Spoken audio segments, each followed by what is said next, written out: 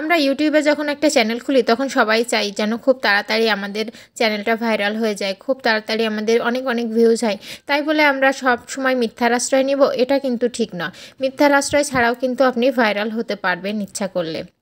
Hello everyone, আসসালামু আলাইকুম। সবাই কেমন আছেন? আশা করি আল্লাহর রহমতে সবাই ভালো আছেন। তো আমি এখন আজকে একটা রান্না করব আর সাথে সাথে আপনাদের সাথে কিছু কথা বলবো। আশা করি ভালো লাগবে। ভালো লাগলে অবশ্যই চ্যানেলটিকে লাইক কমেন্ট করে পাশে থাকবেন। অবশ্যই চ্যানেলটিকে সাবস্ক্রাইব করে দিবেন। আমি আপনাদের পাশে থাকবো ইনশাল্লাহ। তো আমি এখানে সকাল সকাল রান্না করে নিচ্ছিলাম। তো এখানে সকাল থেকে শুরু করে দিয়েছি ব্লগটা। আমি ডিম ভাজি আর সাথে পরোটা করে নিচ্ছিলাম। পরোটাটা আমার আগেই হয়ে গিয়েছে, আমি ডিমটা এখানে ভেজে নিচ্ছিলাম। সকালে ডিম ভাজি আর পরোটা কিন্তু খুব ভালো লাগে। আমরা মাঝে মাঝে খাই, সব সময় যে খাওয়া হয় তা না, মাঝে মাঝে রুটি করি। রুটি পরোটা দুটোই করা হয়। তো এখানে আমি লাল আটার পরোটা করেছি, সাথে আপনার ডিম ভাজি করে নিয়েছি। সকালের নাস্তাটা সেরে নিয়েছি। এখানে বাজার করে নিয়ে আসছিলাম, তো আমি বাজারটা একটু গুছিয়ে নিচ্ছিলাম। আমি এখানে ময়দা সাথে কিছু মশলাপাতি ছিল না, সেগুলো কিনে নিলাম। আর শীতের সময় তো ফুলকপি আর আপনার এটা ছিমটা তো থাকবেই, কারণ ছিম ফুলকপি একেবারেই কমন একটা খাবার, যেটা আমাদের সব সময় শীতের সময় থাকে। সাথে একটু গরুর মাংস নিয়েছিলাম।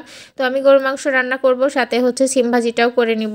তো এগুলো ভাবছি আগে একটু কাটাকুটি করে নিই। তো আমি ছিমগুলা নিয়ে বসে গিয়েছি, ছিমগুলা নিয়ে কাটাকুটি শুরু করে দিয়েছি। ছিমটা কেটে নিয়ে মাংসটা আমি কেটে নিব।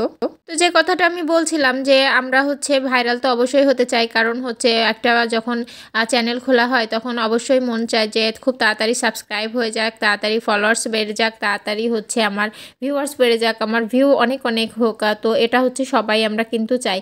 তো সেক্ষেত্রে কি আমাদের নিজেদের কষ্ট করে একটু পরিশ্রম করতে হবে, সময় দিতে হবে, চ্যানেলের সময় দিতে হবে।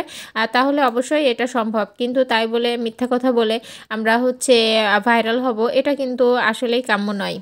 অনেক আপুদের ক্যাপশনে দেখি অনেক অনেক কথা বলে। তো ক্যাপশন দেখে অনেকে আমরা ভিডিওটা প্লে করি, কিন্তু ক্যাপশনে গিয়ে দেখি আসলে অনেকেই মিথ্যা কথা বলে। যেমন এক আপুর ভিডিও আমি দেখছিলাম, উনি বলছিলেন যে 1 কেজি গরুর মাংসে নাকি পুরা মাস চালিয়ে দেওয়া যায়। তো আমি এটা বিশ্বাস করতে পারলাম না, কারণ 1 কেজি গরুর মাংসে কিভাবে 1 মাস চালিয়ে দিবে? কিভাবে? আমরা যদি 4-5 জন মেম্বার থাকি তাহলে কিভাবে আমরা 1 কেজি গরুর মাংসে কয় পিস মাংস থাকে এখন? আর সাথে যদি আমি আলুটাও কেটে দিই, আলু দিয়ে মনে করেন আধা কেজি আলু দিলাম, তাহলে 1.5 কেজি হয়ে গেল। 1.5 কেজি মাংসে কি আমার সারা মাস চলবে? আমি যদি ফ্রিজে বাটিতে করে কিছু কিছু উঠিয়ে রাখলাম, হ্যাঁ অবশ্যই কিছুদিন চলবে, যেমন 1 সপ্তাহ, অথবা সর্বোচ্চ আমি টেনে টুনে 15 দিন চালাতে পারি। এরপরে কিন্তু চালাতে পারি না। যেহেতু আমিও মধ্যবিত্ত ঘরের একজন বউ, তো আমি জানি সংসারটা কিভাবে চালাতে হয়। কারণ অনেক মাসের শেষে দেখা যায় কি একেবারেই হাতে টাকা পয়সা থাকে না। তো সেক্ষেত্রে কি হয়, যখন আমি একটু ফ্রিজে মাংসটা উঠিয়ে রাখি, তো ওইটা আমি এক সময় গরম করে নিলাম, সাথে একটু ডাল করে নিলাম, ভর্তা করে নিলাম। এটা কিন্তু একদিন চালানো যায়, সর্বোচ্চ একদিন। কিন্তু আপনি মাসের 1 মাস ধরে কিভাবে চালান এই 1 কেজি মাংসে, আমি সত্যিই বুঝতে পারলাম না। আপনারা যদি আমার ভিডিওটা দেখেন তো অবশ্যই আমি একটু কমেন্ট করে জানাবেন, কারণ আমি বিষয়টা জানি না বা বুঝতে পারিনি, তাই আমি আপনাদেরকে বিষয়টা বললাম আর কি। আমি আপনাদের সাথে কথা বলতে বলতে কিন্তু মাংসটা আর আলুটা কেটে নিয়েছি। আর আমি মাংসে অবশ্যই আলু দিই, যেহেতু মধ্যবিত্ত ঘরের মানুষ, মাংসে আলু দিলে একটু সাশ্রয়ী হয়। সাথে আমার বাচ্চারা খুবই পছন্দ করে মাংসের আলু, তো এই কারণে আমার আলুটা সব সময় দেয়া লাগে। তো এখানে আমি সিমটা একটু সেদ্ধ করে নিয়েছি, নিয়ে আমি তেল আর পেঁয়াজ রসুন দিয়ে একটু ভেজে নিব। অনেকে সিমটা ঝোল খান বা চচ্চড়ি খান, কিন্তু আমরা একটু ভাজিটা বেশি পছন্দ করি। আমার বাচ্চারা ভাজিটা পছন্দ করে। আর সিমের ভিতরেও আমি আলু দিয়েছি। আলুটা আমাদের বাসায় চলবেই, মানে সব সময় থাকে আর এক কথায়। তো এখানে আমার ভিডিও করতে করতে বিদ্যুৎ চলে গেছিলো 2 বার। তো এখানে একটু কিছুটা ব্ল্যাক আসছে, তো আপনারা স্কিপ করবেন বিষয়টা। তো এখানে আমি সিমটা একটু ভেজে নিয়েছি, নিয়ে আমি মাংসটা চলিয়ে দেবো। তো ভাবছি আগে আলুটা একটু ভেজে নিই। আলুটা আগে ভেজে নিলে মাংসের ভিতরে দিলে, যেহেতু গরুর মাংস, মাংসের ভিতরে দিলে একটু বেশ ভালো থাকে আর কি। আমরা যারা মধ্যবিত্ত ঘরের মানুষ আছি তারা সবাই চাই যে সংসারটা একটু টেনে টুনেই চালাতে হয়, জানি সবাই। কিন্তু তাই বলে ভাইরাল হওয়ার নেশায় মিথ্যা কথা না বলি, কারণ আল্লাহ পাক যদি চাই আমরা অবশ্যই ভাইরাল হতে পারবো। কারণ ভাগ্যে থাকলে আপনাকে কেউ ঠেকাতে পারবে না, এটা সবচেয়ে বড় কথা।